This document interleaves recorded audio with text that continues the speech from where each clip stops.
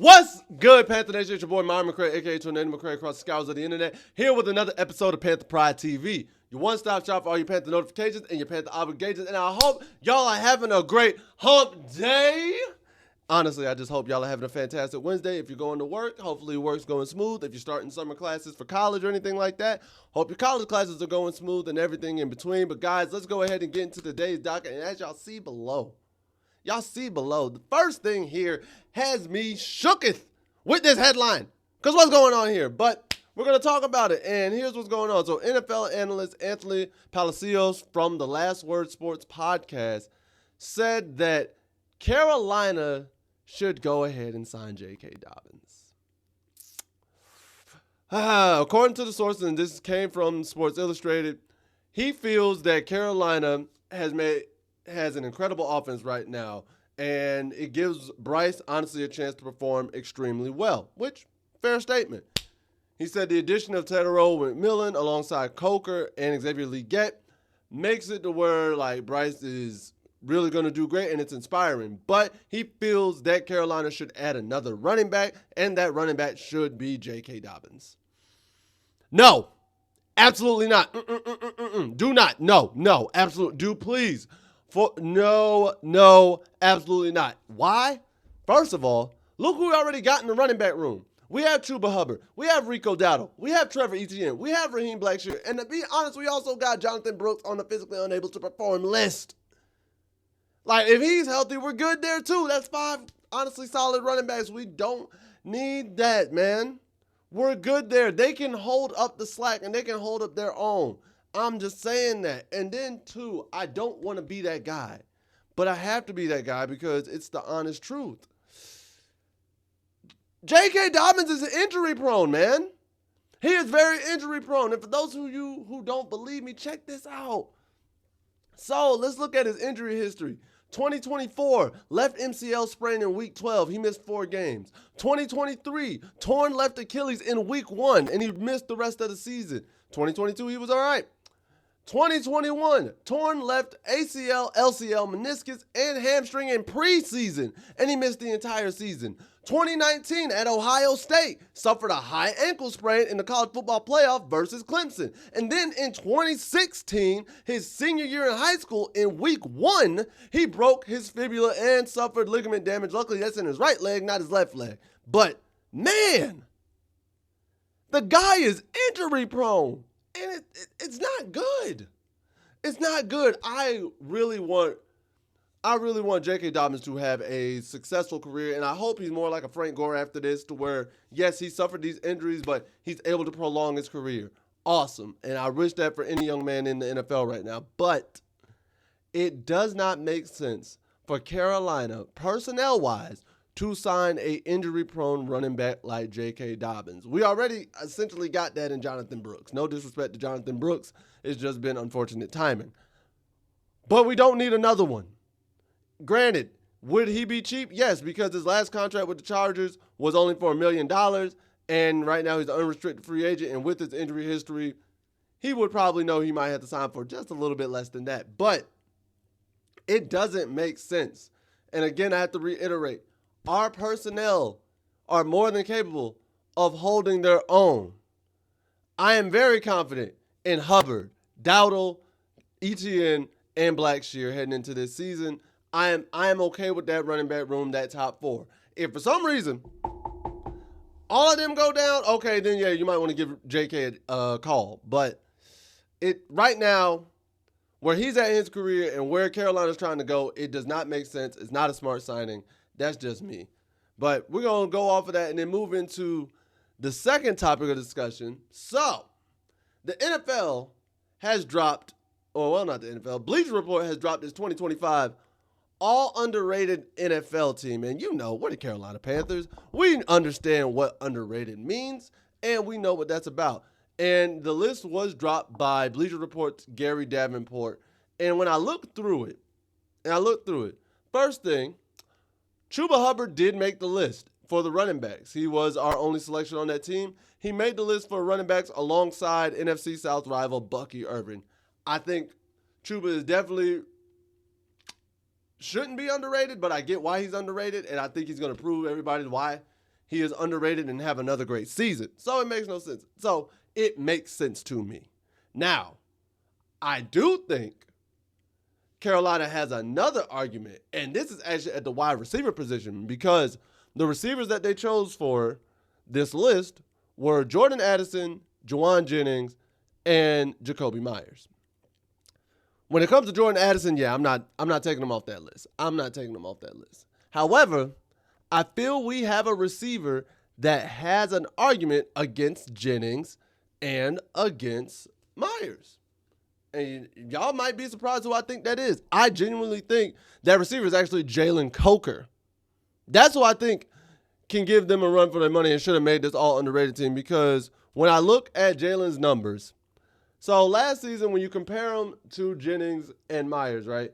Jaylen, 46 targets, 32 receptions, 478 receiving yards at 14.9 yards per catch, 69.6% catch completion with 2 touchdowns. He played in 11 games, only started 4.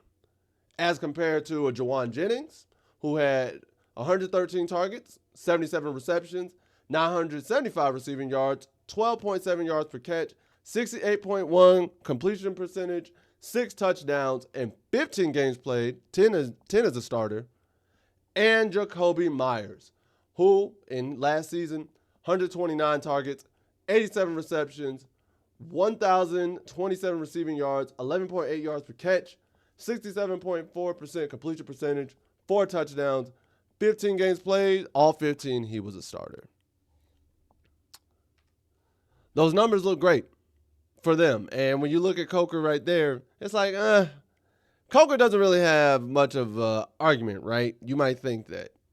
It's just like, come on now, look at it. He's not getting nearly the amount of targets or anything as Jennings and Meyers. But that's where my argument comes into play, because what if he was? I did the math. And Jennings and Meyers averaged 2.5 times more targets and receptions than Coker. So I said, all right, let's times that by 2.5. And let's see what Coker's numbers would look like if he got the same amount of targets or looks as Juwan Jennings and Jakobi Meyers. Jaylen Coker's numbers go to this: 115 targets, 80 receptions, 1,195 receiving yards, still at that 14.9 yards per catch and that 69.6% catch completion, and 5 touchdowns. And this is still if he played like 11 games and 4 starting. Like, again, that's just, obviously he wouldn't have that many targets and starting only 4 games. But I'm just saying, this is what the numbers could come out to. And you see, it's more targets and more catches than Jennings. It's more receiving yards and more touchdowns than Meyers. And he has a higher completion percentage than both of them. So, when you're looking at that, I have to say, Jaylen Coker would have an argument for NFL's all underrated team. I genuinely think that. Obviously, our passing game wasn't exquisite last year, but it just shows the potential that Jaylen Coker has, and I like that. I love it, honestly. I genuinely do love it, and I think Jaylen Coker is going to be phenomenal, and wouldn't be surprised if he has a breakout year this year. I would not be surprised one bit if he has a breakout year. And then speaking of receivers, the last thing we do have to address, the Carolina Panthers did make some roster changes in the receiver room just recently, just as of yesterday, and we got to talk about it. First things first, the team did waive injured Musa Muhammad III. I was sad to see the news. But it is what it is. It is a waiver based off injury. I don't know what the injury is, but I'm sad to see it happen to him.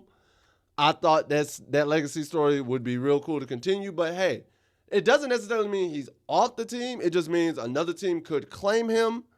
They just know that he's injured, and if nobody claims him, he goes back to our injured reserve list, and we can decide what to do from there. So he's not fully released, but it is kind of sad. And then the team also did officially sign TJ Luther. So now, when we look at our receiver room, here's what our receiver room looks like.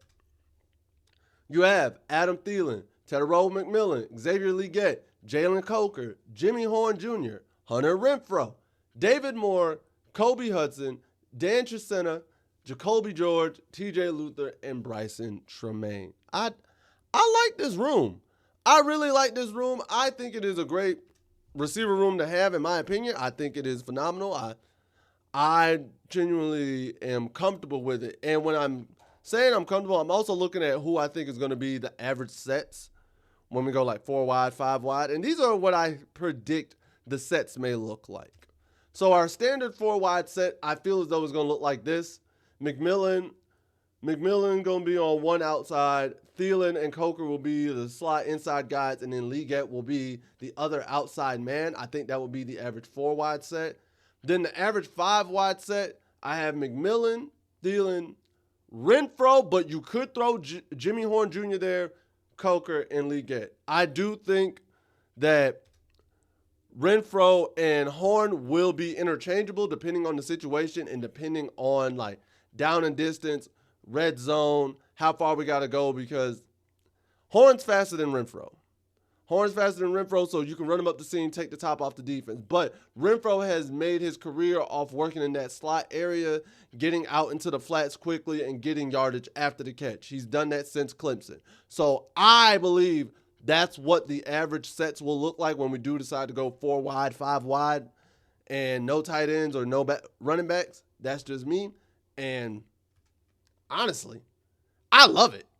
I really do love it. I really do love that. But, guys, that's all I have for today. Also, remember, any adults in the Charlotte area, they do have the countdown to kickoff party tonight down in Charlotte. Told y'all about it yesterday. Make sure you RSVP. But, guys, with all that being said, let me know in the comment section.